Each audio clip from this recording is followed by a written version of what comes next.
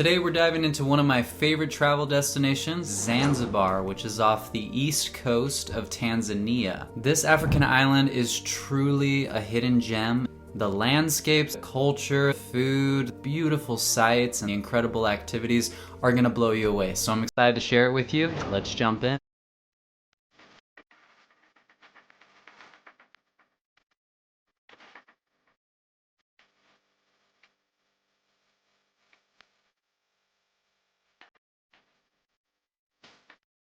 And Zanzibar is arguably the most beautiful, least crowded island in East Africa, and it is absolutely gorgeous. So the airport is in a town called Stone Town. I really enjoyed my time there. I probably went there 3 or 4 times over the course of an entire summer. It is culturally diverse. They have an amazing street food, seafood market that they do at night at the square. They have a slavery museum there, which was very humbling to walk through and to see and learn more about how Zanzibar was a big hub for slavery back in the day. But on a brighter note, there are some incredible shops there as well. The artwork is amazing. This is the biggest town, city on Zanzibar, and so it's definitely worth going to. You can also see amazing sunsets there, so make sure you add it onto your list. But that being said, I would probably say Stone Town was my least favorite of all the different cities that I traveled to on Zanzibar. I say cities, but I should probably say towns or villages because they're quite small. Stone Town was just a little too busy, not as clean as the other areas, and I think you're gonna see why here in a bit. Hey, if you haven't subscribed to the channel yet, make sure you click that subscribe button. Would love to share more optimistic travel stories and adventures with you, so make sure you're part of the subscriber family. Alright, let's keep going. Let's talk about some of my favorite spots on Zanzibar.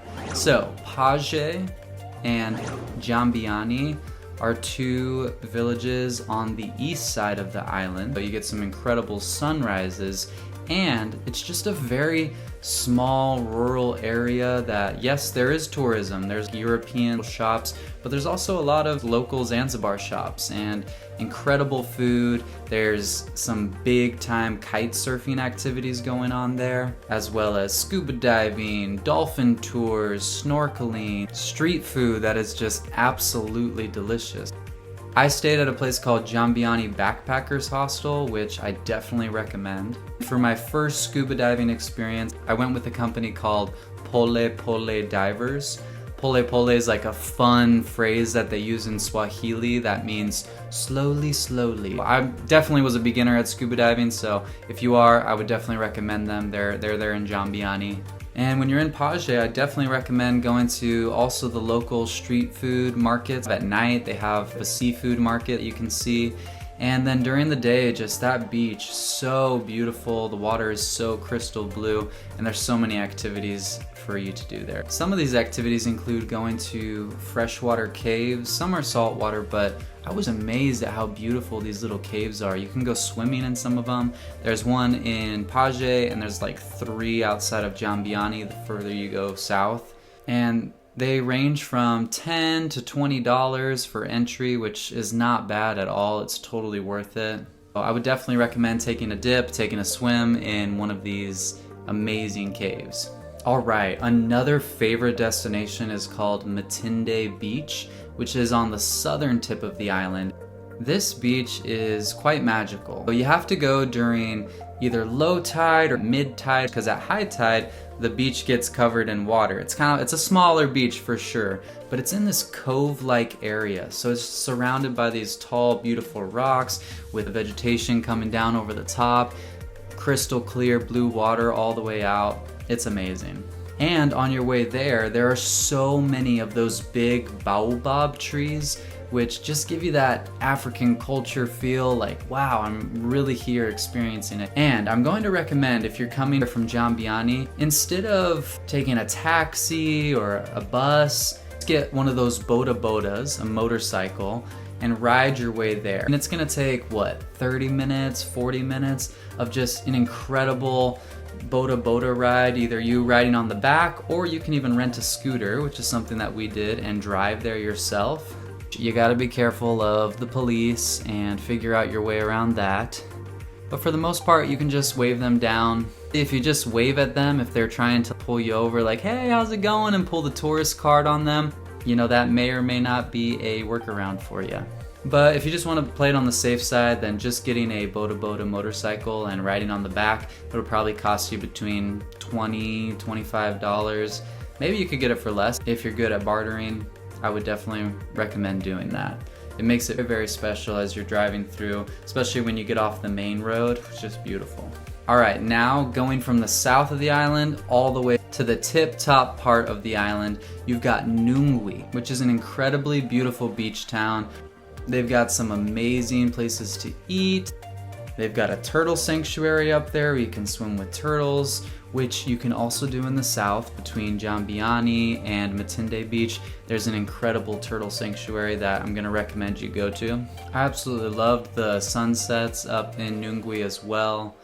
They have some nice beaches where you can swim against the waves, just kind of body surf, whatever your thing is. They even have a place that you can go skydiving nearby. I haven't done it myself.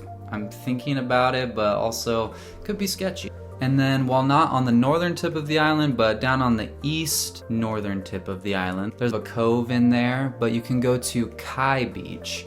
We went and saw the sunset here and explored the mangroves in this area. It was gorgeous, stunning, wow. And you can go at high tide or low tide. You'll have to take a little bit of a boat out there, which I think it costs us like $5 to get over. Just amazing, it's so worth it. One of the most beautiful sunsets that I've seen. You've got the dhow boats going across, groups of people. You can go out onto the ocean to watch it, whatever you fancy. But Kai Beach, I would say, is put at the top of your list. It was amazing. Some other fun things that we did were in the center of the island. They've got Jozani Forest. You know, there's lots of monkeys there. They have a turtle sanctuary. There's so much natural wildlife that you can see. They have little shops with amazing fruit stands. While we were there, because I spent about 2 months there, we were able to volunteer. We helped in the local villages. We volunteered at the schools. So there's plenty of ways too that you can help out, make a difference. I would say donating school supplies would be really helpful. And then there's various orphanages there. And then there's an orphanage there called Maftu Orphanage that you can look up, and getting in contact with them to volunteer your time or donate supplies would be very, very helpful to them. We spent time with them and it was so heartwarming getting to meet those kids. Totally worth the time. We also volunteered at a seaweed farm called Furia, which is like Be Happy Seaweed Farm, which is in Paje. We got to help collect grown seaweed that they have in their farms to make soaps and lotions. And we got a better taste of what drives their economy, as well as a really neat, different experience of them taking seaweed that they grew into turning it into a business where they can serve tourists and other local people. If you're planning on going to Zanzibar, there are lots of direct flights from Europe, so consider that while planning your trip. If you enjoyed this video, I really think you're gonna enjoy this next video, so I will see you there, and thank you so much for being here. I hope you have a wonderful day.